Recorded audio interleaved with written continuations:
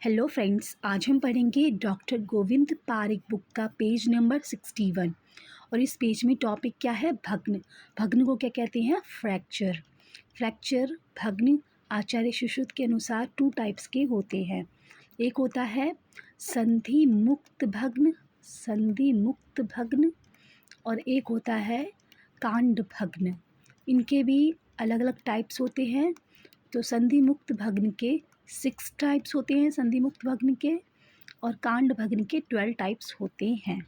Okay friends, तो उत्कृष्ट संधि मुक्त भग्न है, विश्लिष्ट संधि मुक्त भग्न है, विवर्तित संधि मुक्त भग्न है, अवक्षिप्त संधि मुक्त भग्न है, अतिक्षिप्त संधि मुक्त भग्न है, और तिर्यक भी संधि मुक्त भग्न है।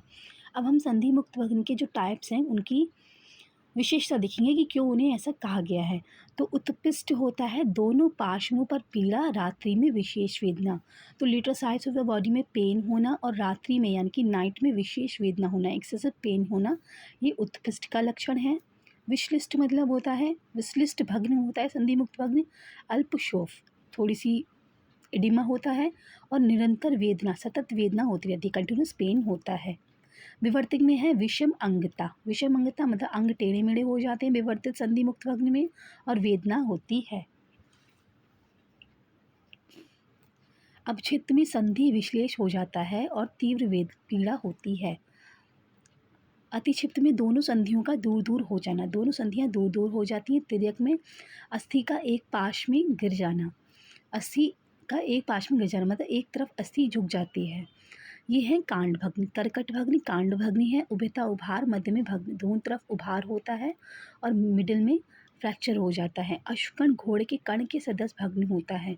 पिचित में पृथु और अल्प शोफ युक्त भग्न होता है। अस्थि छल्लित में एक तरफ से ऊंचा एक तरफ से नीचा भग्न होता है। कांड भग्न में हिलाने पर प्रकंपमान हिलता है तो उसमें शिवरिंग होती है। मज्जानुगत भग्न में अस्थि प्रवेश, अस्थि के अंदर क्या होती है? मज्जा होती है, तो अस्थि में अस्थि प्रवेश हो गई तो इससे मज्जा इफेक्टेड हुई, इसलिए इसका नाम मज्जानुगत है। अतिपादित में विशेषता छिन्न, विशेषकर फ्रैक्चर हो जाता है। वक्र में आभुग्न मुख मगर अमुक्त।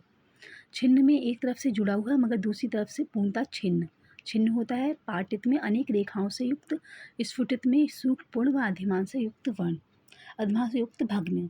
तो इसमें चूर्णित भग्न नहीं है, कांड भग्न में चूर्णित भग्न नहीं है, बाकी 11 भग्न यहाँ पे वर्णित हैं। ओके फ्रेंड्स, तो ये था भग्न।